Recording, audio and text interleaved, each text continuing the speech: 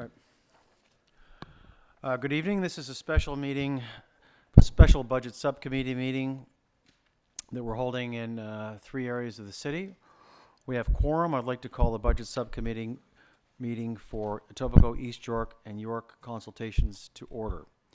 This is one of a series of meetings that are happening across the city to hear public deputations on the 2018 capital and operating budgets. As usual, I'd like to remind everyone that these sessions are taped. Are there any declarations of conflict of interest under the Municipal Conflict of Interest Act? No. So we have a number, 2, 4, 6, we have 7 deputants listed, and then after those have come forward, we'll ask for any additional deputations. So the first person is Scott Miller Barre. Scott Miller Barre here? No. Then I have Angie Mulrooney. Is Angie here? No. I'll come back to these names. Yolanda Guitar? Ah. Good evening. Good evening. So we'll give you 5 minutes. We'll set the timer, and then after which point in time you may have questions. Okay? All right. Well, good evening, everyone. My name is Yolanda Guitar, and the school that I'm representing today is St. Ambrose Catholic School in Ward 6, Mr. Grimes' ward there. And what we have is we have a meal program at St. Ambrose, and a meal program is considered 3 food groups. So we serve a dairy, a grain, and a veggie or fruit to each student every single day. We have a typical meal will be cucumbers, fresh cut carrots. Our kids do not like the little baby carrots. Crackers, cheese, and yogurt. What we do every day is we put all the food in the bins, and the bins go to each classroom. It is offered to every single student. Every student comes up, they get what they want, and they go back and they sit down. So there's no stigma attached to only these students get it, or no, you don't have money or anything. So it is offered to every single student, and there's no qualification for the program. I have 365 students that I feed every single day. We list the allergies on the outside of the class bins, so I follow the list. Depending on my menu, I may have to alter per class. So right now, our program is only receiving funding from the province. We're not municipal funded as of yet. We are just heading into our 1-year anniversary. So I've been told that in September we will qualify for municipal funding as well. But right now, I'm struggling for funds. I have 110 school days left in 2018, 365 students. That means 40,150 meals to serve. And unfortunately, my funding has left me with only 22 cents per child per day. So it's a bit of a struggle, as you can imagine. So my imagination for feeding really goes far. We have received some donations. Gayle donated some cream cottage cheese. We received a meat slicer from Canadian Tire, so I can slice my own cheese so I don't have to pay more money for the pre-sliced cheese. Just before Christmas, Metro made a donation to us. It was an ad hoc. I walked in, he gave me some broccoli. We've had bread donations and some monetary donations from parents as well. So on parent-teacher interview, what I did is I set up a table, and as the parents were leaving or coming around, I showed them a typical meal that their children would have: Premium Plus crackers and grapes and cheese. So I invited the parents to try the Premium Plus crackers because they're whole wheat. And they're like, whole wheat? That's just, no way, my kids won't eat that. The kids love the whole wheat Premium Plus crackers. So here's a healthier alternative to a cracker that these kids would never have eaten had it not been for the program. And then they got their parents hooked on it. So Christie's owes us a little bit of a kickback here. So I have one volunteer that helps me every day, and on occasion I will have some other people that will come in and help me cut up vegetables. Tomorrow we're peeling carrots and slicing up carrots, and then we're going to cut up bagels as well, and cheese. So every day the students come down, I prepare the bins, I get to school early, at 8 o'clock. By 9:45, everybody's coming down to get their bins for their classroom. They look inside, what's going on today. They're happy about it. Some are, some aren't. They go upstairs, they eat. When this program, I have to be honest, when this program was first introduced to our school, I was not for it. I thought, you know what, this is crazy. We don't need this. We really don't need this program. But you don't know what you don't know. And I'm also a lunchtime supervisor at the school. And one day I was outside in the yard, and I was doing up a boy's coat because he couldn't do it up. And I said, you gotta stop eating so much for lunch. I can barely do up your coat. And he said, I didn't have lunch. The only thing I had today is what you fed me. And that, as a mom, and especially European background, really spoke to me, because nobody would have known that this boy didn't have lunch. Nobody noticed it. He had 2 other brothers in the school. I told the principal, and they checked. All 3 of them had no breakfast, had no lunch. They just ate what we gave them that day. Nobody would have ever known if it wasn't for this happening, but I'm very happy that it did happen.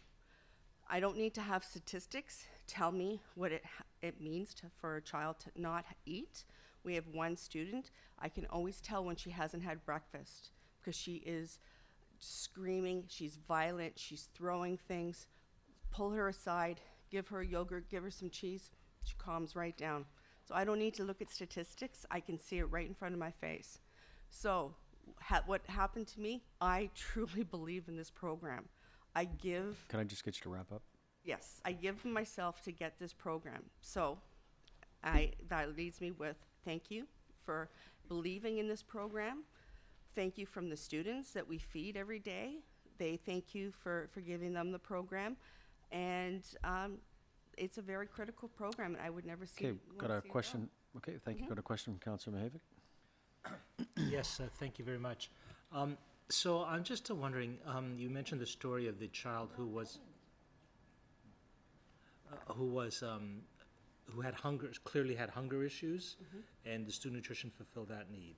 In other cases, there are some parents who would perhaps give their child a Coke and a bag of chips for a meal, and that would be, to me, a nutrition issue. Out of 100 parents, and the program actually is designed to fulfill both weaknesses, call it. Right. Out of 100 students, how many are the former, how many are the latter, would you say? Of getting good foods or getting the Coke and the... Where the issue is, one issue is hunger, the other issue is proper nutrition. I would say more are hunger than proper. You know what? Out of 100, I would say 70 are hunger and 30 are proper. Really? Yes. Wow. A lot of the students, I find what happens with this one girl, her mom doesn't have time for breakfast, and she'll give her an orange. Well, she gets on the bus with an orange. She can't peel the orange on the bus. She gets to the schoolyard. She can't peel the orange in the schoolyard and eat it then, so she has nothing to eat. So it's not that she didn't have the food at home. It just wasn't given to her properly. A lot of the students, because as lunchtime supervisors, we're pretty strict about what's there. No, you're not eating your chocolate. You're eating this first. Yeah. So I would say more hunger than there is. Great, thank you. So it's bad parenting. No, I'm never going to say bad parenting. Well, I mean, if you say the parent can't be bothered and doesn't have time to feed the child, it's bad parenting. No, I'm not going to say can't be bothered. The parent may be very, very busy. Well, yes, that's bad parenting. If you're too busy to feed your child, that's bad parenting. I will never pass judgment Okay. on another parent. Thank you. I have a question. So where is the school on the Learning Opportunity Index? It's, with the food, the nutrition. No. Do you know what the Learning Opportunity Index is? I know that TDSB, is that only, the TDSB has what's called the Learning Opportunity Index, and it ranks schools by sort of income and general demographics. The highest need schools are at the top. Does the Catholic Board have that? I Do you don't know? know. Okay. I'm not aware of one for our school or for the board. Okay. Is this a K to 6 school? No, K to 8. It's K to 8, 365 children. And where is the school? It's at Browns Lane and Horner, Browns Lane and in Ward Horner. 6. So are most of the parents of the children, would you say, are most employed or most are employed? Yes, Okay. yes, most are employed.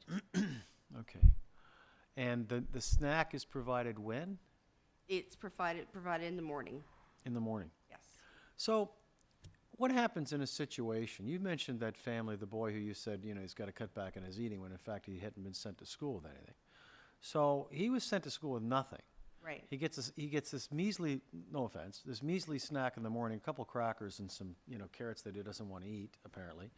No, the baby carrots. The baby carrots, right.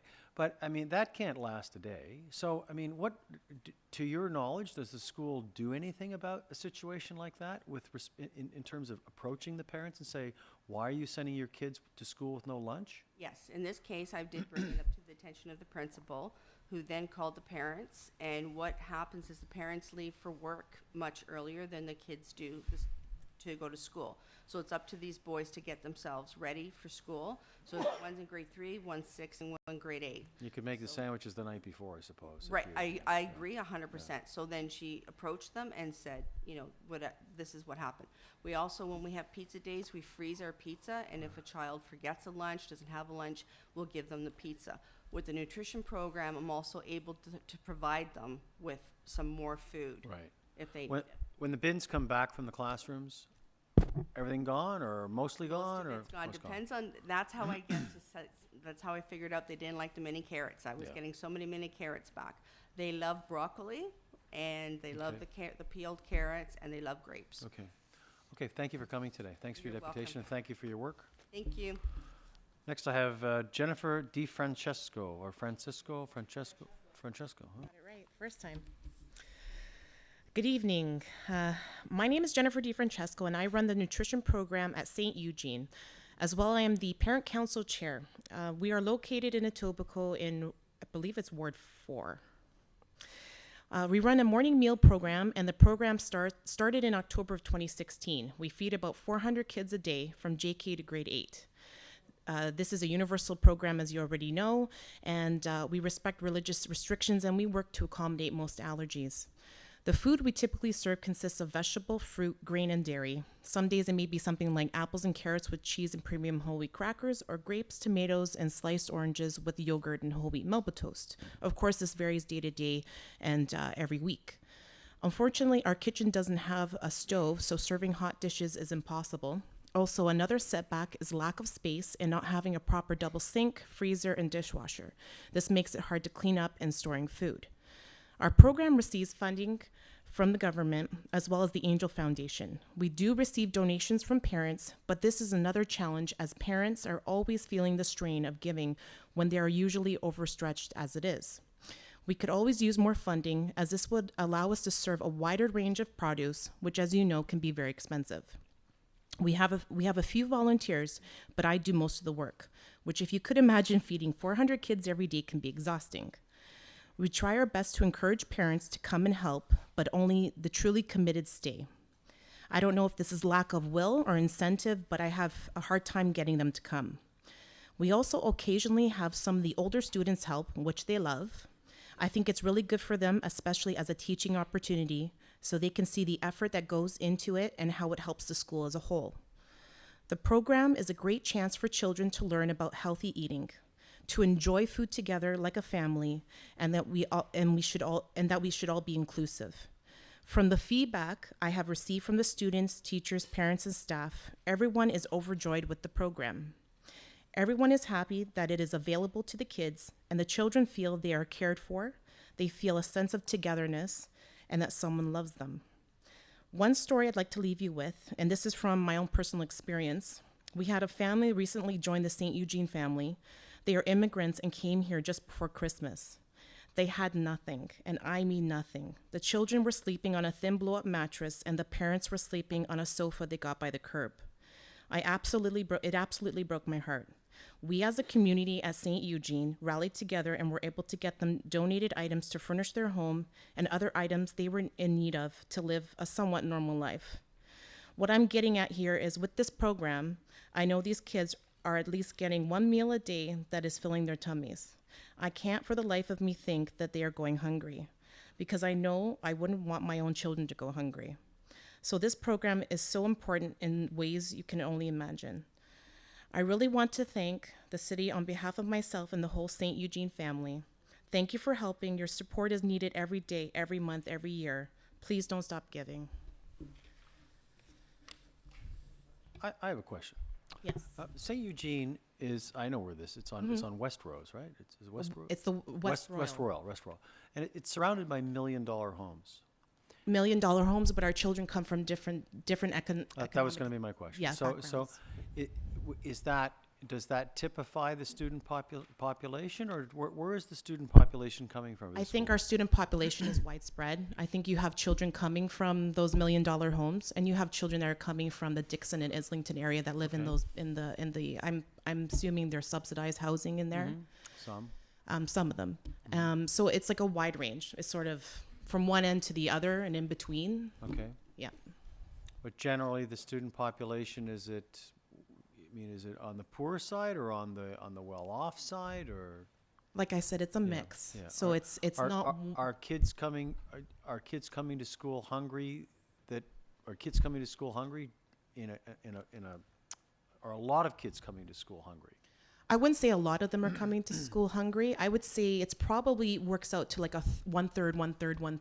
So it's sort of like, 1/3 are well-off families, a third could be sort of middle-income families, and then you have probably, I would say, a third of them come not drastically poor, but Okay. I mean, they're just surviving, kind of, And getting St. by. Eugene, is that K to 8 or is it K to 6? It's JK to 8, JK to 8. And how many children in that school? almost 397 or About 98. the same as the other school. Okay, Yeah. right. Okay, thank you for coming tonight. Thank you. Next, I have Amreen Alam. Good evening.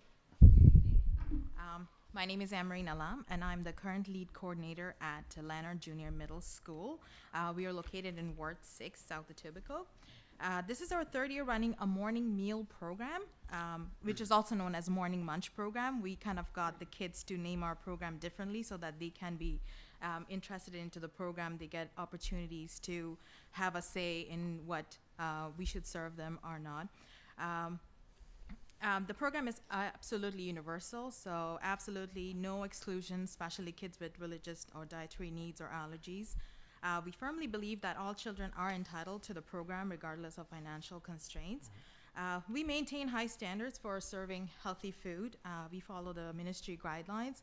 Our school is labeled as an eco school, which means it prohibits us to provide, we have to provide package-free foods. So we have to minimize garbage. Okay. And so that puts us in a challenge where we constantly have to buy food and prep it rather than buying pre-made or ready to pre-packaged food. The good thing about it is that we do save money, but looking at the fact that the fund that we're getting is not enough, so we're kind of penny pinching every single way. Like for every meal, we're trying to be smart about how to serve more with whatever less we have. The program heavily relies on volunteers such as newcomers, parents, and grandparents. Last 2 years, we had a very low amount of volunteers participating in the program, but through these nutrition program, we find that the kids are educating their parents. They're more enthusiastic about the food we're serving. They're very eager to find out what's being served this morning, what's in that bin that goes into every class. They go home and they force their parents to serve them the healthy food just the way we serve it. And the parents come to us. They say, "What are you serving that's making our kids eat broccoli and peppers," which is highly parents can't even imagine of. So we are getting more volunteers. It's the parents who are actually coming, and it's a learning experience. So they're learning from us, they're helping us. So it's like a give and take relationship here. Our menu planning revolves around kids' preferences. Of course, we have to give them a little say to what they would like to have, but based on the budgetary needs or whatever we have, sometimes we have to say, okay, if you can give us an empty bin at the end of the day, so we will treat you with something. So last month we had an event where we got 8 volunteers together and we made wraps for 276 kids in an hour, because we shared the kitchen with the teacher staff members, so we have a very pressed time in prepping and make sure everything is cleaned and put away. So it can become a challenge, especially for a coordinator when we don't have volunteers. Everything is, we have to plan and make sure we are delivering the program as required. At Lanner, we have a diverse community. We have families from both high and low socioeconomic status. A little support from the community able us to help those in need, but a great amount of support is needed from the government in order to sustain. We have sometimes volunteers who had children who goes to high school now. They will come and donate us with utensils or whatever we need, but when it comes to food, it's something that we have to rely on the municipal funds as well as the provincial funds to make sure that we can sustain this program throughout the year. Every program will have challenges on its way, and so with this morning meal program, I find that as a lead coordinator, I'm putting in more hours than I get paid for. This program requires careful planning and budget control, which means we have to go extra mile to save every penny in ordering foods and supplies. As we all know, right around winter time, the vegetable prices are super high, especially peppers, and so what do you serve? And you don't want to serve anything and everything, because at the end of the day, if it comes back, what's the point? So we try to be smart. I have a sample of the menu that we serve. It's very simple, but it's very popular with the kids. And surprisingly, the kids in our school are very healthy eaters. They ask for more peppers. You have to be colorful. They ask for broccoli. When we have leftovers, when the bin comes back, they come running. So we have an option where the teachers know if there are some less privileged kids or someone who does not have the habit of bringing in lunch, they send them over with the bin so that they can come and ask for a little bit more. So this way we're not wasting any food, we're just giving it back to the ones who need them. And surprisingly, they don't ask for crackers, they don't ask for cheese, they ask for veggies and fruits. So it's really encouraging. I find that this program has an extensive benefit towards the program. Like, the kids are benefiting from it. The parents are happy with the program. They're also learning from their kids. The volunteers, it's a therapeutic way of giving towards the program. Like, they feel better when they're serving the kids, they're working for the kids. Could you just wrap up, please? Sorry, sure. It would be basically what I would, my suggestion would be since every program will have challenges, it would be nice to see an increase in funding so that we can offer a variety of foods and not penny pinch almost for every meal. We don't have to go and shop around for sale items because, I mean, A, we don't get paid for it, plus we don't have time for it. It's been a great honor to contribute my time in this program. Seeing the satisfaction in kids, teachers, and parents makes us to advance, and it can be only possible if we could be financially supported. So Thank you. thank you very much. Councillor Ford? Oh, I thought you had a question. I do. Oh, okay. Thank you very much for your deputation. This may be a more appropriate question to staff, which I'll do off here. But when is your school's budget allocation? I think it's February, so that's when we have to apply for a grant again. So that's what comes for the following school year? Yes. Do you know what your last allocation was? Honestly, I'm not sure because I'm new to the program. This is the first time, so I'm Okay. kind of getting myself wrapped into the whole game of it. But I'm assuming it's about 13 to 18, somewhere around there. And do you know if the program is based off per student? So Yes, it is. Right. Well, the recommended dollar for a child should be $1.83, I believe, for the morning meal. But at present, we're running at 43 cents to 48 cents per child. And you said you get some donations from the local community, but they're hard to come by? Not in terms of monetary donations. Right. It's more in terms of the kitchen utensils. Right. Yeah. Oh, okay. But we're open to donations, but so far we haven't had any. Thank you very much. You're welcome. Thank you. I have another quick question. Sure. We know it's I know it's a student nutrition program, it's Yes. about food, but don't talk about food. What else does it do for the school, Well, for the community, other than the food piece? it's bringing the teachers, the students, the volunteers, us, everyone together. Because the kids, we are all working together to provide we're going for the same goal.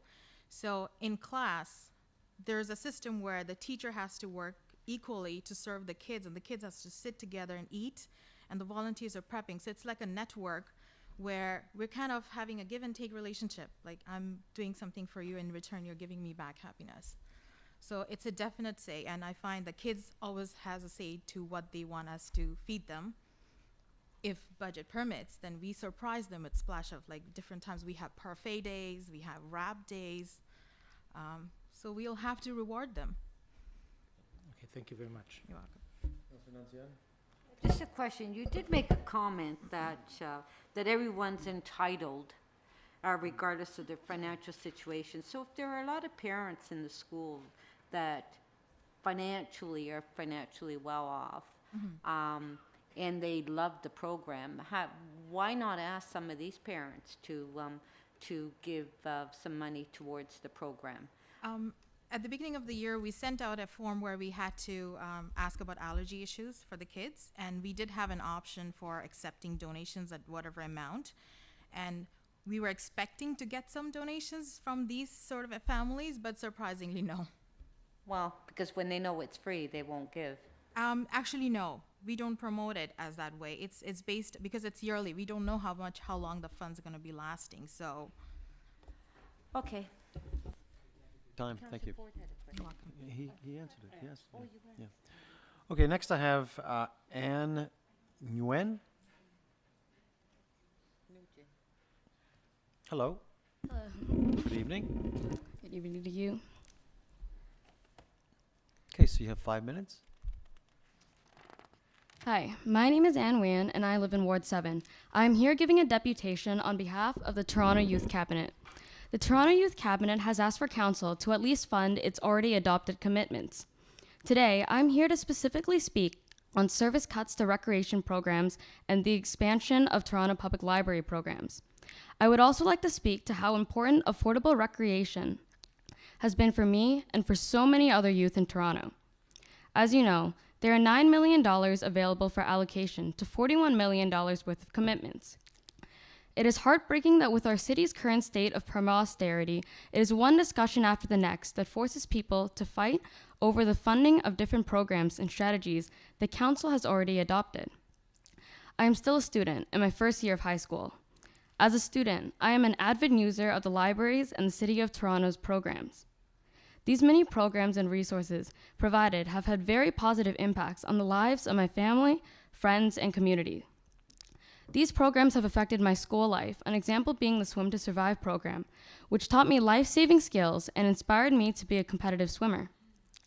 Programs provided by the city offer affordable and accessible opportunities for mainly children and youth. With the funding deficits towards expansion for subsidized recreation, nearly $200,000, which is an increase of 74%, will be left on wait lists, unable to participate in programs that have personally changed my life. As well, if user fees are set to increase by 2.12% and continue to increase at the same rate it has in the past, my family, as well as many others, may not be able to afford to attend recreation programs any longer. The lengthy waiting lists for these programs demonstrate just how much the City of Toronto and the citizens of Toronto enjoy these programs. And many depend on the modest pricing to allow children and youth to be able to explore their passions and hobbies.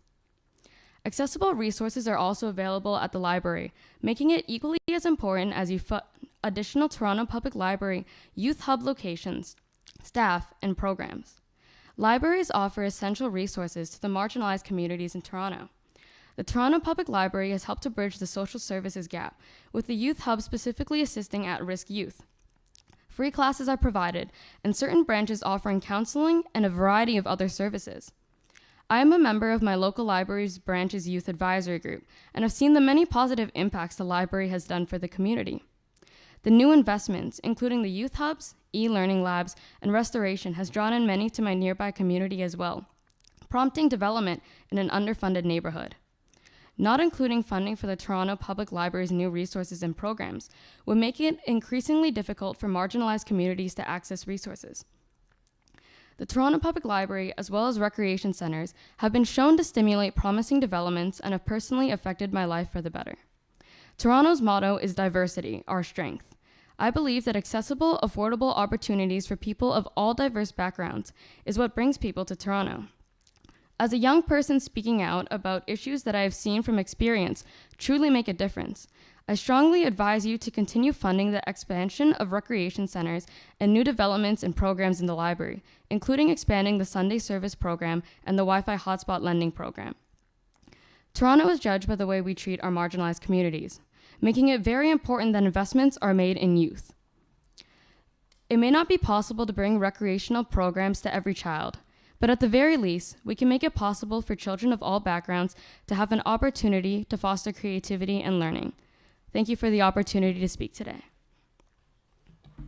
Question, you referred, did you have a question? No, go ahead. Sorry, did you refer at the beginning of your statement to cuts in programs, or? Well, not necessarily the cuts in programs, but the promised expansion of new programs aren't being included in the preliminary budget. Enhanced. So, and you talked about a wait list. What was the number you had on the wait list? Nearly 200,000 kids. In which programs? For the recreation programs in the city of Toronto, it was documented that in 2016, there were nearly 200,000 children left on wait lists for recreation programs. So you know, okay, you guys don't have to argue about it, but so you know that, are you aware that there are 39 rec centers where all of the programming is free in those programs? Yes, I am aware that there are 39 rec centers, but even though the programs are free, because there aren't as many to adapt to the growing population of Toronto, I believe that without the expansion of new recreation centers, there are still many children that will not be able to access these recreation programs. Right. Okay, all right, thanks for your time today. Next I have Mr. John Hastings, former MPP, former colleague on the Toronto District School Board. Welcome, Mr. Hastings. Thank you, councillors. Staff, 5 minutes. Starting right now? Starting right now. Okay. A few ideas for upcoming budget time. In usual presentation, we have taxes presented as being under the rate of inflation. That's not necessarily so if you follow StatsCan's annual inflation index. Toronto's is always higher. Whatever, it should be honestly and forthrightly stated, not the way it is now. Also, fees, taxes, you have a garbage tax. It's what it is. Put it in the tax thing. So if our taxes are going up by 5% this year, let's make it 5%. Let's be honest with the citizens of this city rather than, well, it's only 2.5 and it might be still under inflation.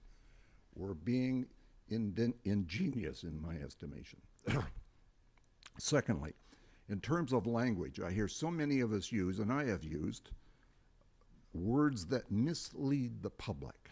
I just heard one from a few back presenters. Monies expended on programs are monies expended. You might call them investments, but they're really expenditures, and there should be a return or a metrics measurement making for better health or better kids or whatever. Again, let's use language which is clear and communicative to the public so that Joe Q. Public and Mrs. Joe Q. Public has a clear understanding of what the city stands for.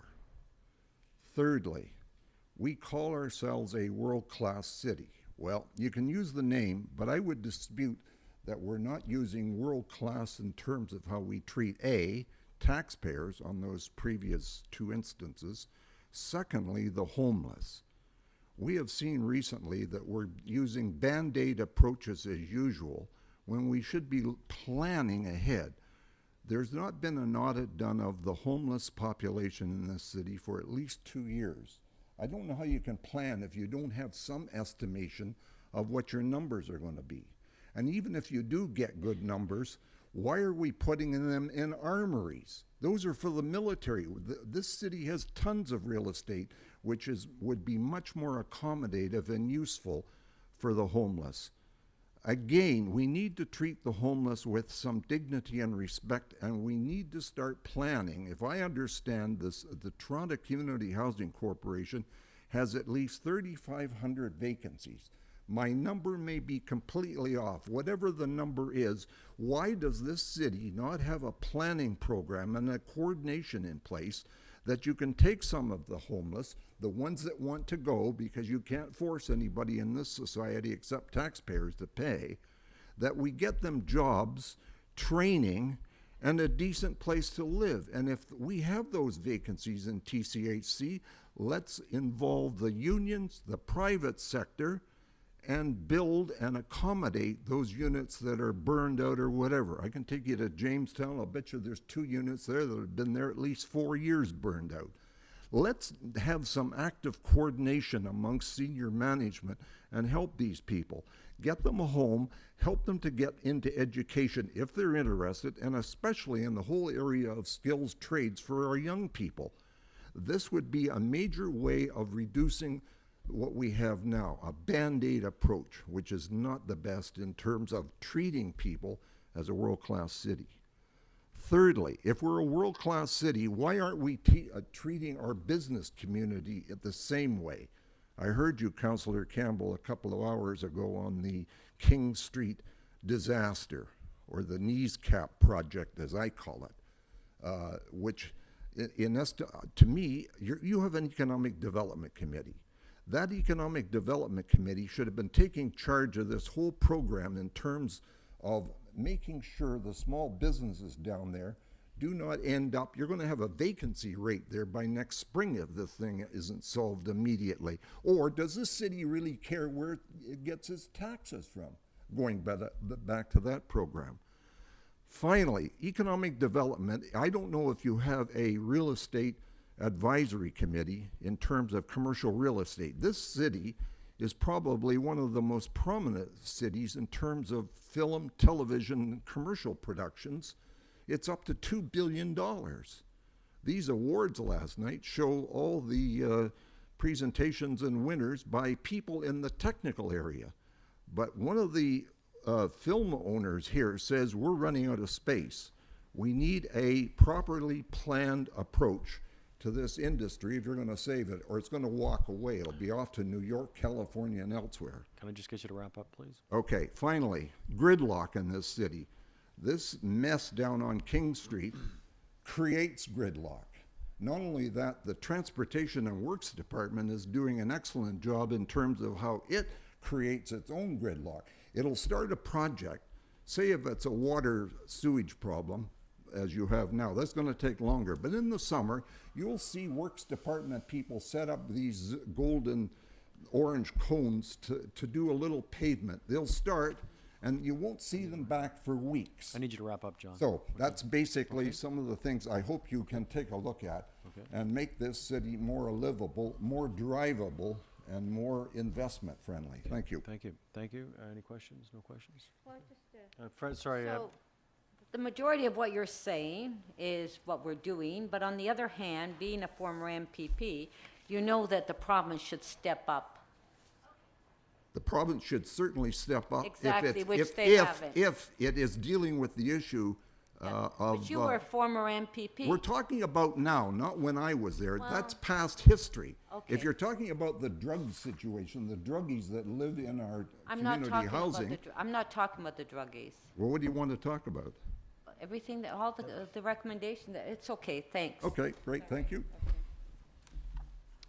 need my, yes. So we had a couple of names we called out at the beginning. Is Scott Miller Barre here? Yeah, he's here. Ah, okay. Good afternoon, good evening. Good evening. Hello, councillors. Thanks for the time. I'm Scott Miller Barre, Managing Director of Workman Arts. We are a 30-year-old arts and mental health organization located at Dundas and Dufferin in Toronto's West End, Ward 18, and I live in Ward 13. Workman Arts is the oldest arts and mental health organization in North America, and we service over 320 members at our site.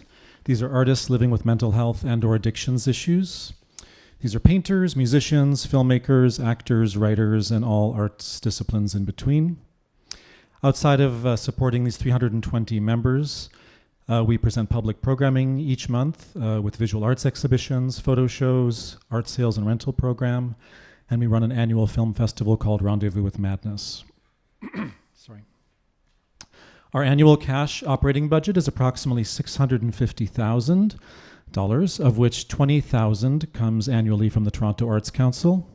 These funds are used toward our operations, including funding our annual activities like free classes and trainings for members, and the costs of public arts programming by artists with mental health and or addictions issues.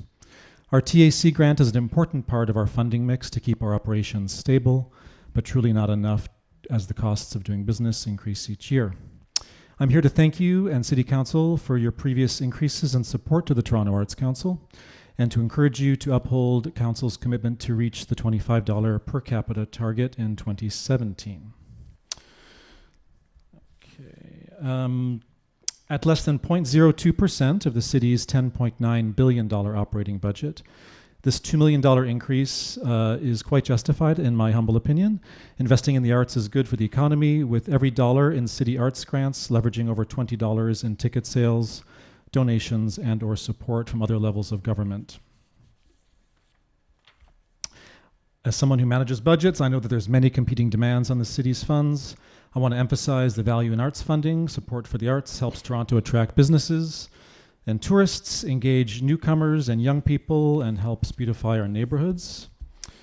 Indeed, this year's request for $2 million increase is relatively small in the context of the overall budget, but will bring huge benefits to the entire city and other sectors. A small, brief personal example, we wanted to do outreach outside of the downtown core. Our members come from all wards. The majority of them live on ODSP and or OW. We wanted to reach outside of our downtown location, so we did a photography workshop in Victoria Village last year. We had a photo show at the Aga Khan for one night for 12 neighborhood folks with mental health and or addictions issues in Victoria Village to present the photos that they made in the workshop that were that was taught by one of our members. Those are the kinds of things we want to do more of with increased grants from the TAC. So with that, I think that I'm going to close and just thank you for your time. I appreciate it. Councillor Mavic. Yes, I'm trying to get a sense of leverage. If I remember right, you said your budget is 650,000, of which a grand total of 20,000. 20,000 from Toronto Arts Council. Toronto Arts Council. Correct. Would you say that that 20,000 is leverages other money? If you got additional money, would you leverage other money? If you got a cut in that 20,000, would it have a ripple effect with other monies? Yes, in both directions. So I think that if that, I do believe honestly, if the funding were to increase, that it would help us leverage other public support and or foundation support. And if it were to be cut, it definitely could impact other public funding, because all other public funders are looking what other public funders are putting into the mix, right? So it is a bit of a, Toronto Arts Council serves as a bit of a gatekeeper, does it? Not in a negative sense of Sure. the word, but it's a kind of a seal of a good housekeeping seal of approval to get the TAC Absolutely. grant that leverages other things. Yeah, TAC is often the first funder in, for example. So that is a stamp of approval when you're going out for other grants and other support to see, oh, the Toronto Arts Council has approved this organization for support. Yes. Thank you. Thank you. Thank you. Okay, then I'll ask again if Angie Mulrooney is here. No? No? Okay. Brian Mulrooney? No. No, Brian Mulrooney. All right. Is there anyone else in the audience that would like to come and speak to the committee? No? So that completes our deputations today and this evening. We will then go off to York and East York. Can I have the motion? Yeah. Yeah. That's it right there. That's what we want, right? Okay. So read the motion. The motion is moved that the Budget Subcommittee for Etobicoke, East York, and York Civic Center consultation receive for information the public presentations and communications submitted by members of the public. All in favor? Okay, and that is it, and we're adjourned. And thank you all for coming out tonight and speaking. And for those of you doing work in the community, in the schools, thank you for the work that you do. I know it's a lot of volunteering, and it's I'm sure very much appreciated by the students and the parents and the teachers.